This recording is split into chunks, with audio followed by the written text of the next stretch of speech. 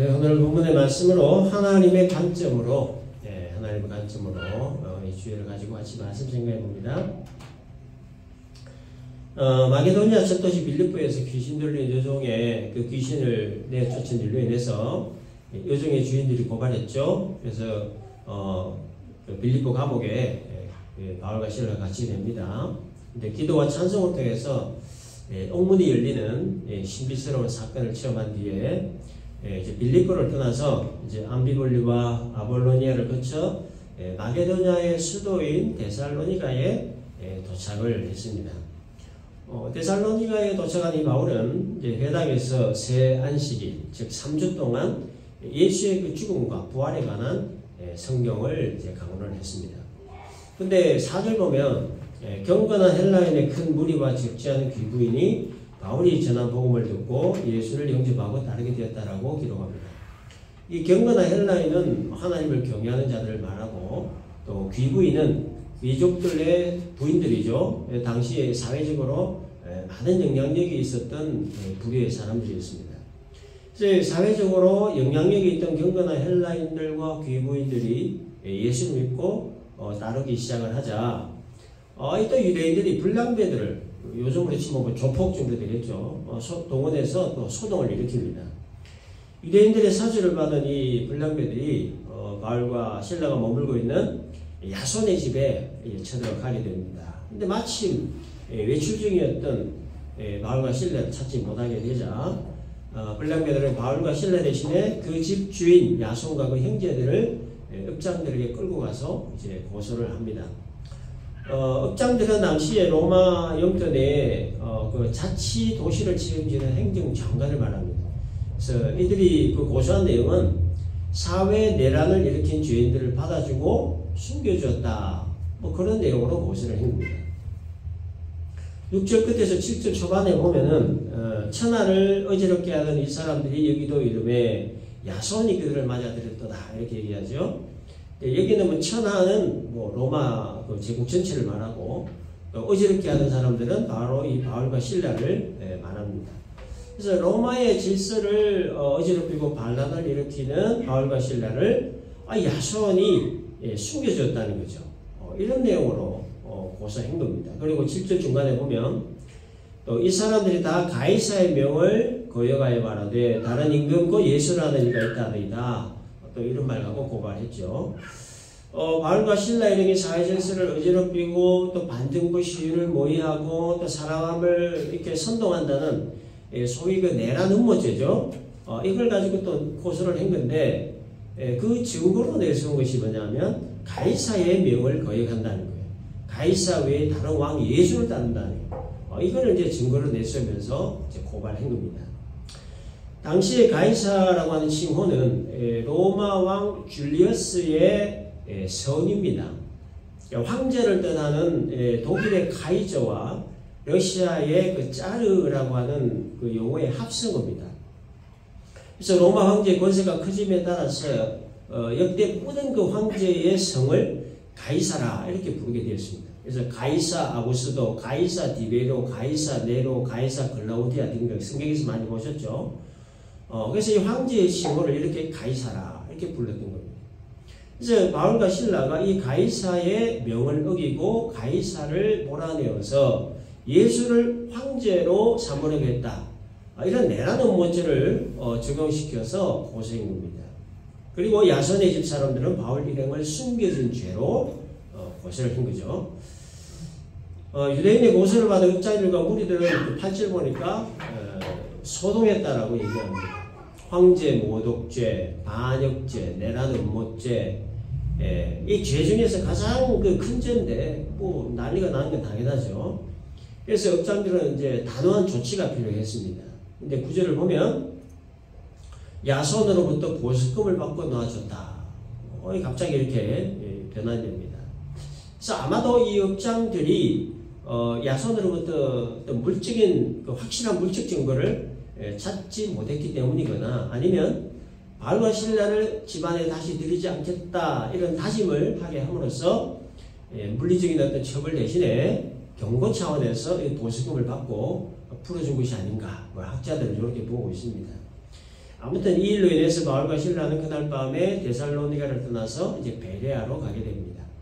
바울과 실라에게도 야손과 그 집안 사람들에게도 바울이 이 데살로니가를 떠나는 것이 서로의 안전과 앞으로의 복음 사역을 위한 최선의 방법으로 판단을 했던 겁니다. 훗날 바울은 이 데살로니가 교회에 편지를 보내면서 이런 내용으로 기록을 했습니다. 한두 번 데살로니가에 방문하고자 했지만 사탄이 우리를 막았다. 이렇게 데살로니가 전서 2장 18절에서 이렇게 기록을 했습니다. 그러므로 나 바울은 한 번 두 번 너희에게 가고자 했으나 사탄이 우리를 막았도다. 바울과 실라를 몰아내려고 했던 유대인들의 그 사주를 받은 그 읍장들의 음포로 인해서 야손과 그 일행은 어쩔 수 없이 다짐을 하고 보석금 주고 이제 풀려는 하지만 그러나 이들의 경계는 계속적으로 이루어졌고 또 이를 난 바울이 데살로니가에 다시 가고 싶었지만 결국 가지 못했던 겁니다. 가게 되면 또 체포되고 또 야손의 그 집사람들도 위험해지게 됩니다. 그래서 안 간 겁니다. 근데 바울은 그거를 어떻게 해석했냐면 사탄의 방해라. 사단의 종로로 타는 유대인과 업장들의 방해 때문이다. 이렇게 해석을 하고 데살로니가 그 교회에 편지를 기록해서 보낸 겁니다. 이제 위기 상황을 모면한 바울과 실라는 데살로니가에서 남서쪽으로 약 한 80km 지점에 있는 베레아에 도착을 해서 또 회당에 들어가서 복음을 전하기 시작했습니다. 11절과 12절 보면 베레아에 있는 사람들은 데살로니가에 있는 사람들보다 더 너그러워서 간절한 마음으로 말씀받았다 기록하죠. 그래서 베레아 사람들 마음이 너그러웠다라고 얘기하는데 그 너그럽다라고 하는 이 단어에는 그 편견이 없다 그런 뜻을 가지고 있습니다. 그리고 편견이 없다라고 하는 이 말은 순수한 마음 상태를 의미하죠. 그래서 베레아 사람들은 편견이 없고 순수한 마음을 가진 사람들이었다는 말이에요. 그래서 이들은 바울이 전하는 복음을 편견 없이 순수한 마음으로 그대로 복음을 받아들일 수 있었다라는 거예요. 그 결과 12절 보니까 그 중에 믿는 사람이 많고 또 헬라의 귀부인과 남자가 적지 아니하나 그랬습니다. 바울이 데살로니가에서 복음을 전했을 때에도 상류층에 있던 귀부인들이 많이 믿었죠. 베레아에서도 역시 영향력이 있는 귀부인들과 남자들이 많이 믿었다는 거예요. 상류 사회에 있던 귀족들이 마음 열고 복음을 믿었다는 것. 이것이 바로 남녀노소 빈부 귀천을 막론하고 누구에게나 차별 없이 모든 사람들에게 구원을 주시는 하나님의 능력 그리고 복음의 능력이다 하는 것을 또 우리가 알 수가 있습니다. 근데 바울이 베레아에서 복음 전한다 소식을 들은 데살로니가에 살던 유대인들이 베레아까지 와가지고 또 사람들을 충동질해서 복음을 전하지 못하도록 또 방해를 합니다. 그래서 베레아 사람들이 바울을 피신시킵니다. 함께 동행했던 실라와 디모데는 그리고 누가는 베레아에 남겨두고 바울 혼자 아덴으로 피신하게 되죠. 그래서 아덴에 도착한 이 바울은 우상으로 뒤덮여 있는 도시를 보고 아주 격분했다라고 16절에서 기록합니다. 바울이 아덴에서 그들을 기다리다가 그 성에 우상이 가득한 것을 보고 마음에 격분하여. 그래서 바울이 격분한 그 이유에 대해서는 조금 이따가 살펴보기로 하고 먼저 이 아덴이라고 하는 도시에 대해서 잠시 좀 살펴보겠습니다. 아덴은 잘 아시다시피 그리스의 그 수도죠. 아테네를 말합니다. 그래서 이 도시는 BC 5세기경, 즉 예수님 탄생 그 500년 전에 정치, 경제, 철학, 문화, 예술 등등 문화 전반에 걸쳐서 아주 찬란한 그 업적을 이루었던 그런 도시였습니다. 그래서 이 아테네에서 플라톤이라든지 소크라테스, 아리스토텔레스, 에피쿠르스 같은 철학자들이 많이 배출되었고 또 이 철학자들로 인해서 이 아테네는 문명사회에 아주 큰 획을 긋게 됩니다. 그리고 아테네에는 또 많은 신전들이 있었습니다.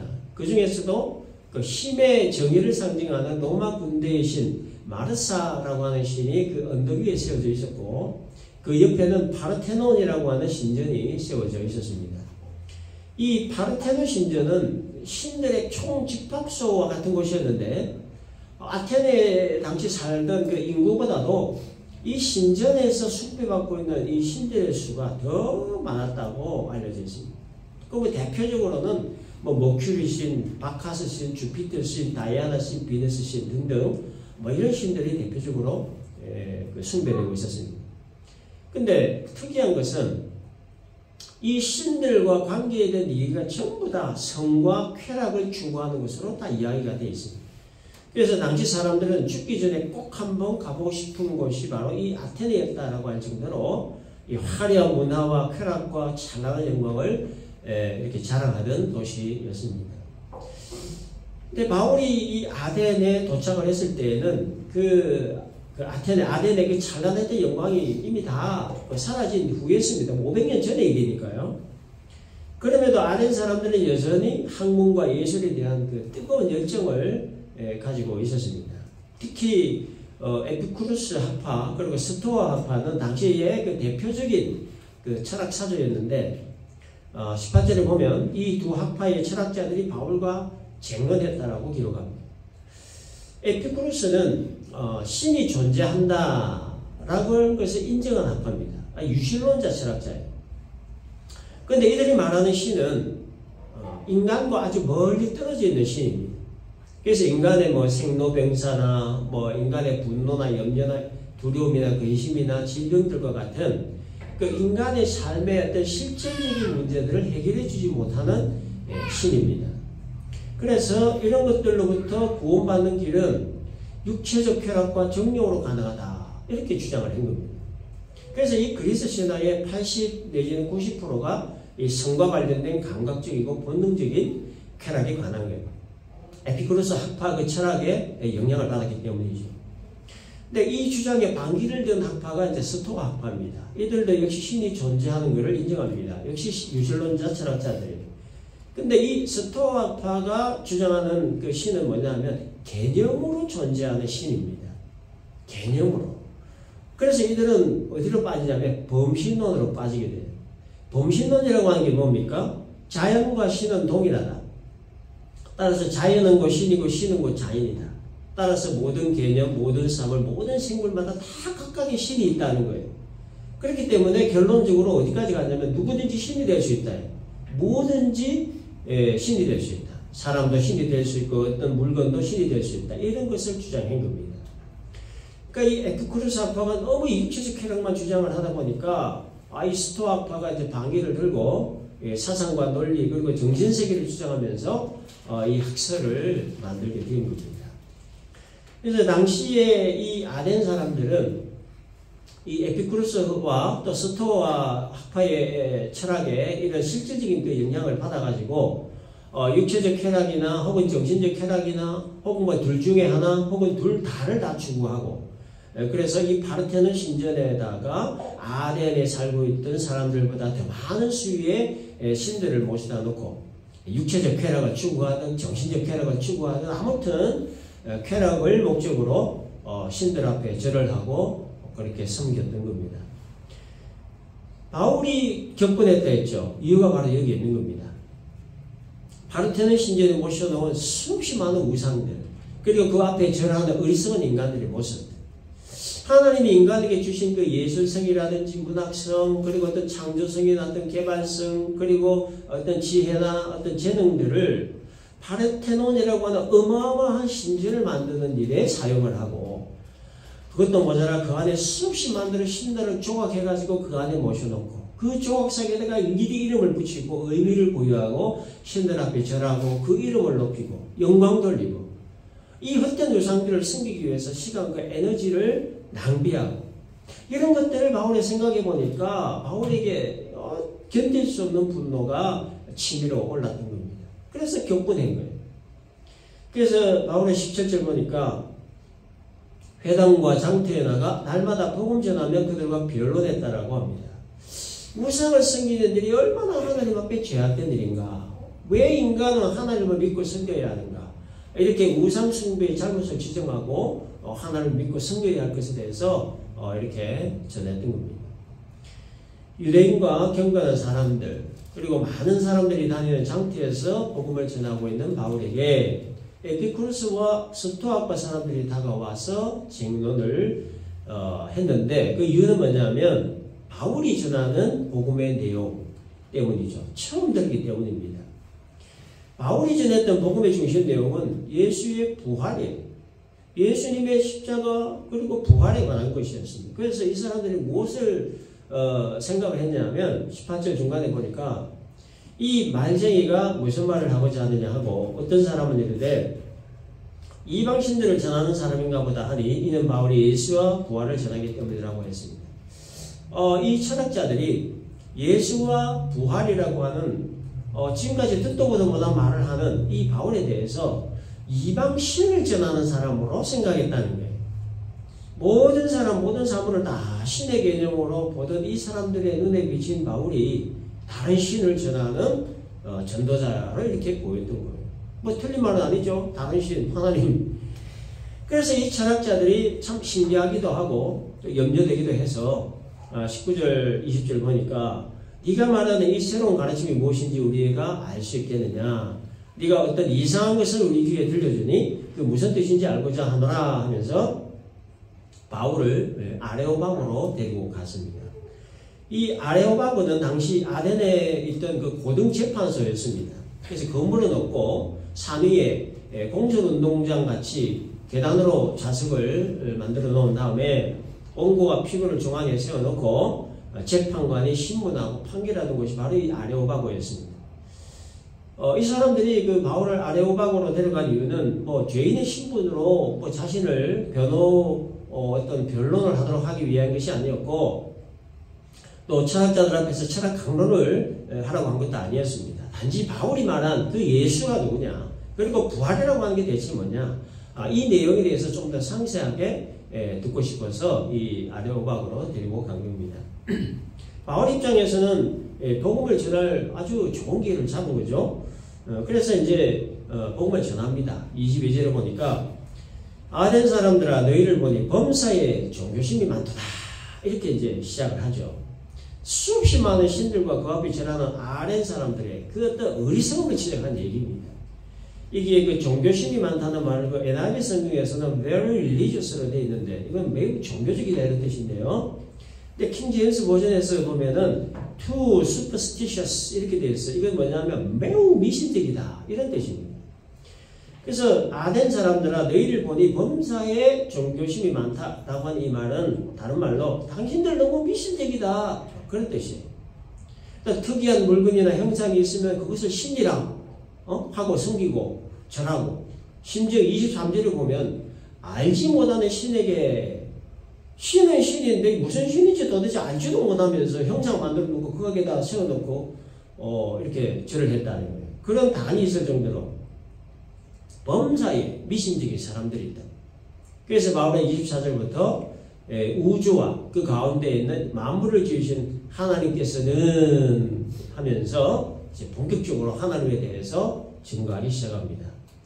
그래서 바울이 아레오바고에서 전했던 복음의 그 내용들을 요약하면 정리하면 네 가지로 정리할 수 있습니다. 첫째는 24절에서 하나님은 온 세상을 창조하신 창조주이시다는 거예요. 하늘과 땅의 주지자라십니다. 그 다음 두 번째는 25절에서 하나님은 모든 사람들에게 생명과 호흡과 만물을 주시는 분이다. 그 다음 세 번째는 26절에서 하나님은 모든 인류를 한 혈통으로 만드셔서 온 땅에 살게 하신 분이다. 제한된 시간과 공간을 인류에게 주셔서 온 우주 만물을 치리하시는 치리자시다. 그 다음 네 번째는 27절에서 시공간에 제한을 주신 이유는 인류가 그 시공간에 제한을 주신 절대적 치리자를 더듬어 찾아 발견하게 합니다. 그 절대적 치리자이신 하나님은 멀리 계신 분이 아니시다. 이런 내용으로 아레오바고에서 이 아덴 사람 철학자들에게 복음을 전했습니다. 결론적으로 29절과 30절 보니까 과거에 하나님을 알지 못했을 때에는 금이나 은이나 돌로 만든 우상처럼 여기고 섬겼을지라도 그때는 몰랐기 때문에 하나님의 허물지 아니하셨지만 그러나 이제는 회개해야 된다. 그리고 지금 복음을 받아들이지 않으면 안 될 이유에 대해서 31절에서 이렇게 얘기합니다. 하나님께서 세상을 심판하실 것이기 때문이고 그 심판날을 이미 정하셨기 때문이라. 그리고 하나님이 심판하실 때는 죽은 자 가운데서 다시 사신 예수를 통하여 하실 것이다. 그러므로 지금 내가 전하는 하나님, 천지만물을 지으신 창조주 하나님, 그리고 죽은 자 가운데서 다시 사신 예수를 믿으라. 이렇게 결론을 내렸습니다. 자, 이러한 내용으로 복음을 전한 결과에 대해 32절 보니까 어떤 사람은 조롱도 하고 어떤 사람은 바울의 복음을 다시 듣고 싶다라고 했습니다. 그리고 34절에도 보면 몇 사람이 믿었다라고 기록합니다. 이 수적으로만 보면은 몇 사람만 믿었다는 거죠. 믿었기 때문에 아덴에서의 사역은 다른 지역에서의 사역에 비해 큰 효과를 거두지 못했다. 뭐 이렇게 볼 수 있겠지만, 그러나 아덴에서의 바울의 사역에 중요한 의미 세 가지가 있는데, 첫째는 우상의 도시에서 그 아덴에서 아무튼 복음을 전했다는 거예요. 두 번째는 아덴 사람들이 창조주 하나님과 부활하신 예수님에 관한 그 복음을 들었다는 거예요. 그 다음 세 번째 의미는 단 몇 명이지만 단 몇 명이라도 복음을 듣고 믿은 사람이 있었다는 것. 이것이 아덴에서 아레오바고에서 복음 전한 바울의 중요한 세 가지 의미다라는 겁니다. 이것이 이제 오늘 본문의 내용인데요. 이제 본문을 통해서 몇 가지 우리가 좀 생각을 해볼 것이 있습니다. 첫째는 하나님의 관점에 관한 겁니다. 하나님의 관점. 오늘 주제인데요. 바울이 아덴에 와가지고 본 게 뭡니까? 화려하고 웅장한 파르테논 신전 안에 있는 수없이 많은 우상들이었고, 그리고 그 우상들을 섬기는 사람들의 무지한 영적 상태, 이 두 개를 봤습니다. 우상들과 영적인 상태.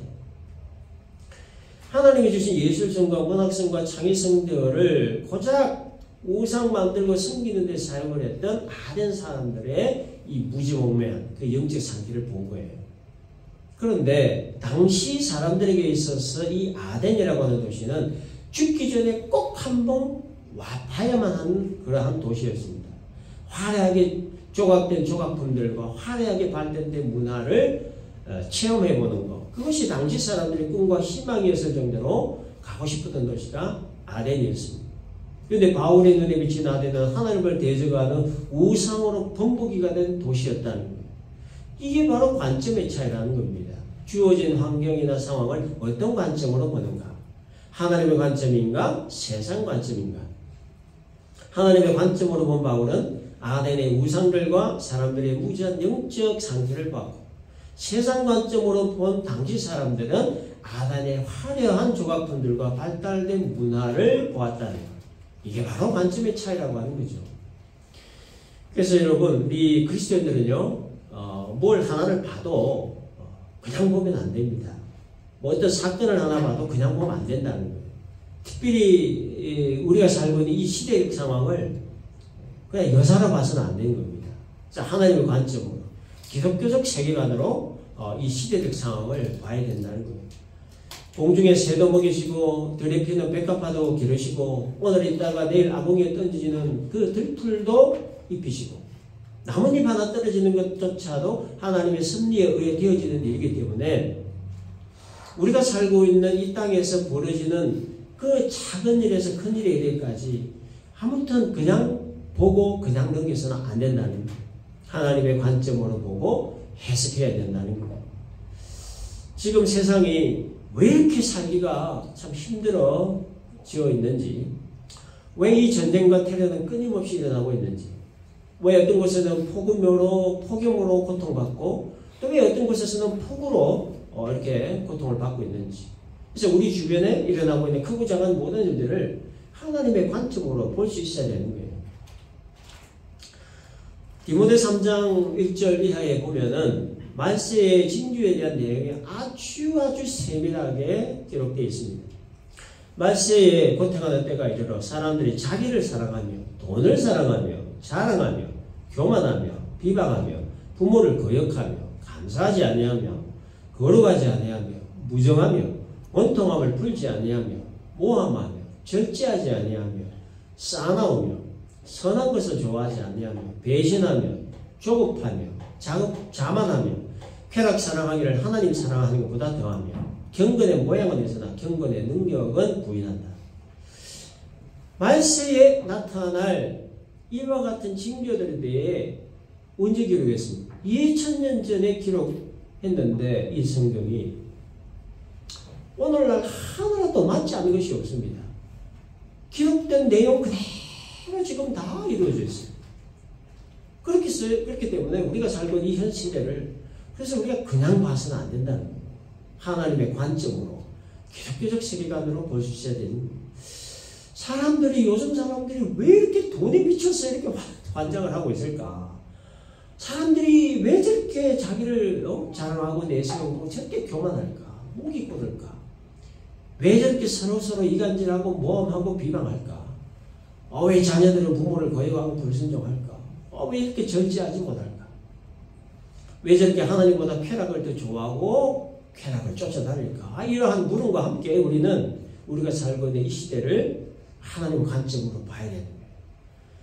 그래서 시대를 하나님 관점으로 봐야 할 이유 세 가지가 있습니다. 첫 번째 이유는 이 시대의 심각성을 인식해야 하기 때문에 여러분 이 시대가 지금 영적으로 얼마나 심각한 상태에 있는지 모릅니다. 죄악이 세상에 가득함과 세상으로 하는 모든 계획이 항상 악할 뿐이었던 노아 시대와 같이 의인 10명이 없어 멸망할 정도로 죄악이 가득했던 소돔과 고모라 시대와 같이 탑 꼭대기를 하늘에 쌓게 하여 인간의 이름을 내재하고 외쳤던 바벨탑 시대와 같이 어쩌면 노아 시대나 소돔 고모라 시대나 바벨탑 시대보다도 더 악하고 악한 시대가 바로 오늘 우리가 살고 있는 이 시대라는 것을 심각하게 보고 심각하게 인식할 수 있게 하는 것. 이게 바로 하나님의 관점이라는 거예요. 그래서 이 시대의 흐름을 여러분 우리가 그냥 봐서는 안 됩니다. 며칠 전에 저 티칭 공부하고 있는 저 아들이 이제 전화가 왔어요. 그 말해야 하니까 그 교수가 이 젠더에 대해서 가르치는데 젠더는 남자와 여자만 있다 가르치면 안 된다는 거예요. 근데 이 주제를 가지고 학생들이 토론했어요. 특히 여학생들이 이 교수의 가르침에 적극 동의를 하면서 절대로 아이들한테 젠더는 둘만 있다 가르치면 안 된다라고 아주 열변을 토하더라고요.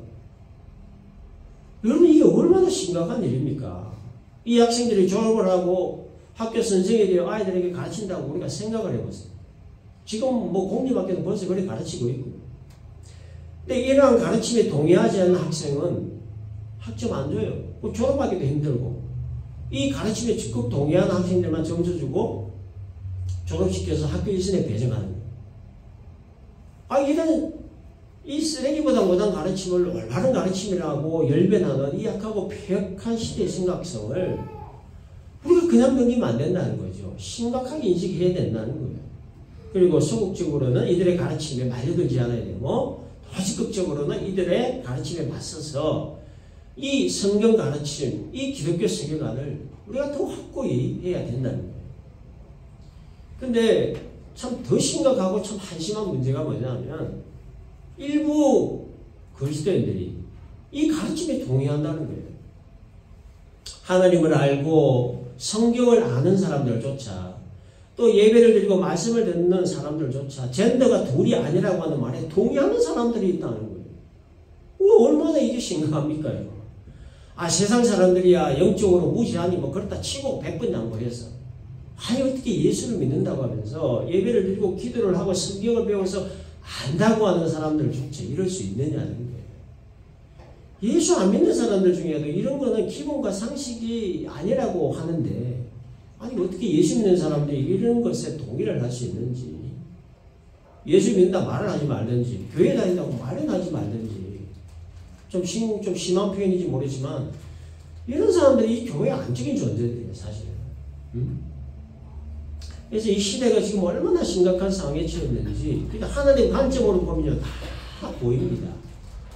그래서 이 하나님의 관점으로 세상을 보고 시대의 흐름을 우리가 잘 간파를 해야 되는 거예요. 그래야 뭔가 대처를 할 수 있다는 거예요. 그래서 또 이 관점으로 하나님의 관점으로 봐야 될 그 두 번째 이유는 뭐냐면 내 안에 있는 죄성을 봐야 되기 때문에 그렇습니다. 죄성이라고 하는 건 뭡니까? 죄를 즐기고 싶은 욕망을 말하는 거죠. 그래서 이 죄성은 예수 믿고 거듭난 자에게도 여전히 남아있는 죄에 대한 욕망이죠.